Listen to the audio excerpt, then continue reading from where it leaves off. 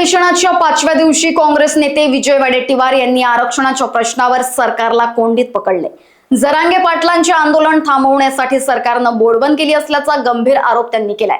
OBC आणि मराठा समाजाला भडकावून राजकीय फायदा घेण्याचा प्रयत्न होत असल्याचेही त्यांनी म्हटलंय।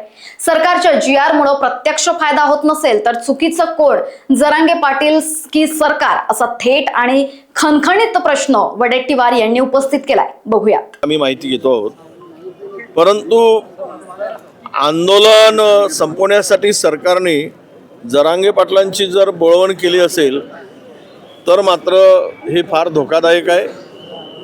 दुसरीकडे ओबीसींना भडकवायचं आणि एकीकडे मराठा समाजांना भडकवायचं आणि आपली पोळी शेकून घ्यायची। पण गॅजेटियरच्या संदर्भात सांगायचं झालं तर जो जीआर गव्हर्नमेंटनी काढला आहे त्यातून आता किती फायदा होतो त्यापेक्षा मराठवाड्यातील यापूर्वीच अनेकांनी ओबीसी प्रमाणपत्र मिळवलेलं आहे। ते तुम्हाला जिल्हा परिषदेच्या स्थानिक स्वराज्य संस्थेच्या निवडणुकानंतर महानगरपालिकेच्या निवडणुकानंतर दिसून येईल। म्हणजे ओरिजिनल ओबीसीचा वाटा कोणी हिरावला हे आता आज काही सांगायची गरज नाही, निवडणुकानंतर आपण बोलूया, त्याची माहिती घेईल मी आणि नंतर मी बोलणार आहे। पण जरांगे पाटलांचं जे आंदोलन होतं ते संपवण्यासाठी जर त्या हैदराबाद गॅजेटियरच्या म्हणण्याप्रमाणे जीआर काढून जर फायदा होत नसेल तर मग चुकत कोण आहे? जरांगे पाटील चुकत आहे की सरकार चुकत आहे? चूक कोणाची यावरही मराठा समाज विचार करेल।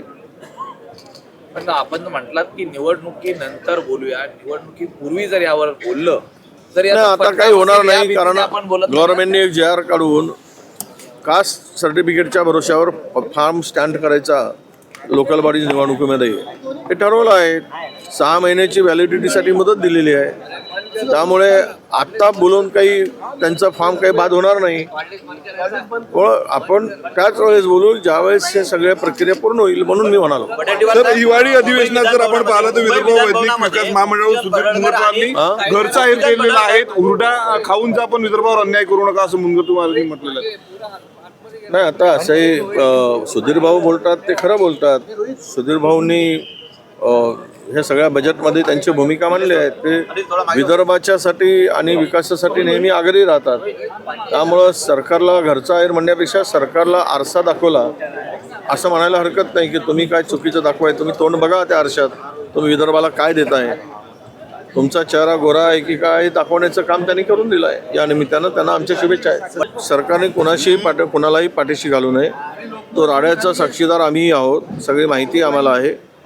पण एखाद्यांनी ज्या पद्धतीनं सत्ताधारी असो की विरोधी असो कोणी पण चूक केली त्याच्यावर फौजदारी स्वरूपाची कारवाई झाली पाहिजे, त्याच्यावर त्याला अटक झाली पाहिजे, तो सुटता कामा नये, कायद्याचा धाक असलाच पाहिजे। आणि विधानभवनसारख्या पवित्र परिसरामध्ये अशा प्रकारचे वैयक्तिक देशापोटी राजकारणापोटी राडे होत असतील तर याचं पावित्र्य कसं राहील? म्हणून कारवाई ही कडकच कारवाई झाली पाहिजे, कुठेही सुटता कामा नये। ती हिंमत मुख्यमंत्र्यांनी दाखवली पाहिजे। जो चुकला असेल त्याच्यावर हवी, त्याच्या पाठीमागे षडयंत्र रचून जर सरकारकडे माहिती आहे ते षडयंत्र रचण्यामध्ये ज्यांनी काही रोल निभावला तो त्यातून सुटता कामा नये। चोर सोडून संन्याशाला फाशी कशाला? फाशी चोरालाच झाली पाहिजे। ज्याने हे घडवून आणलं, ज्याच्या इशाऱ्यावर घडलं तो सुटेल तर उपयोग काय? म्हणजे एखाद्याला खून करायसाठी पैसे देणं, सुपारी देणं, बंदुकी देणं, गोळ्या देणं आणि म्हणणं की माझा काही संबंध नाही, माते भडकवणं दुसऱ्यांची, तोच खरा गुन्हेगार आहे जो माती भडकवत आहे। नाही, दिले पाहिजे ना। पहिले रवी राणाच्याच घरी 4-5 बिबटे ठेवले पाहिजे आणि त्याला सांगितलं पाहिजे की तू आणि तुझ्या फॅमिलीने मिळून जेवढे मेंबर असतील सगळ्यांनी एक बिबट्या पोसा आणि त्यानंतर मग दुसऱ्याला अनुभव सांगा की तो पाळीव प्राणी आहे की हिस्र प्राणी आहे। हे मग बच्चू कडूंचा अनुभव घेऊन बाकीच्या सत्ताधारी आमदारांच्याकडे त्यांच्या म्हणण्यानुसार मग 2-2 बिबट्यांचं वाटप करावं। मग उर्वरित राहिलेच तर मग त्याचा विचार आम्ही करू। शिवसेना बीजेपी लढू द्या, त्यांना माहीत आहे हे निवडणुका 20 दिवस लांबणीवर टाकून याचे निकाल फिरवण्याचं पाप करतायत ते।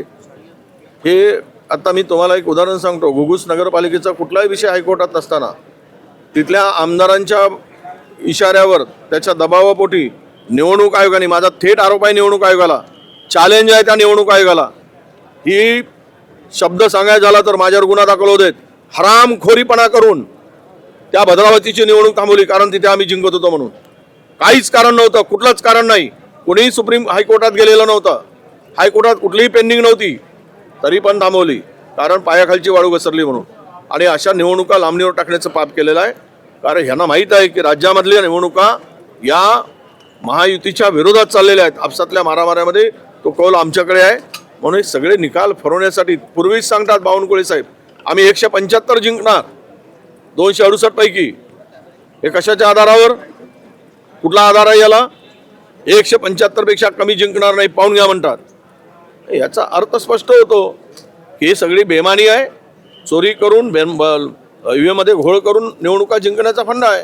तरी पण लोकांच्या मनामध्ये हे महायुती, घुगुसच सांगितलं मी, घुगुस, सॉरी भद्रावती नाही, सॉरी घुगुस, हा घुगुस मध्ये थांबवलाय, भद्रावती नाही, सॉरी. पूर्णतः कुठलाच काही अडथळा आणायचं काही कारण नव्हतं. एकतर्फा जो सर्वे होता, जो रिपोर्ट होता, जो आम्हाला पोलिसांनी रिपोर्ट सांगितला, 16 नगरसेवक आणि नगराध्यक्ष निवडून येत होता, थांबवलं. अशाच प्रकारे राज्यातील निवडणुका थांबवल्या. 20 दिवसाचा वेळ घेतला मतमोजणीसाठी, आणि उद्या EVM मध्ये घोळ करतील आणि निवडणुका जिंकतील. अरे इमानदारी निवडणुका जिंका. जर तुम्ही युती करा, तुमची महायुती होऊ देत, पण बॅलेटवर निवडणुका घ्या. तुमची जागा कुठे आहे लोक दाखवतील. मांडीला मांडी घालून बसायचा, सत्तेचा उपयोग करायचा, सत्ता मिळवायची, चोरांना जमा करायचा, दरोडेखोरांना गोळा करायचा, आणि आम्ही इमानदार आहोत म्हणून सांगायचं. हे काय, हे कुठलं आहे? याला काय नीतिमत्ता म्हणतात, नैतिकता म्हणतात? सगळे नीतिमत्ता नैतिकता कमरेला गुंडाळून कारभार सुरू आहे. हे महाराष्ट्रातील जनता बघते. याला सांगायचं हा बदमाश आहे, तो चोर आहे, आणि सगळे घोटाळेबाज, सगळे जमीन लुटणारे, सगळे तिजोरी खाणारे, लुटून खाणारे, दरोडेखोर, लुटारू, चोर, डाकू सगळे जमा करून सत्ता चालवायची. याला काय इथिक्स म्हणतात? लोकवाहिनी मीडियाकरिता अविनाश तोतडे, नागपूर.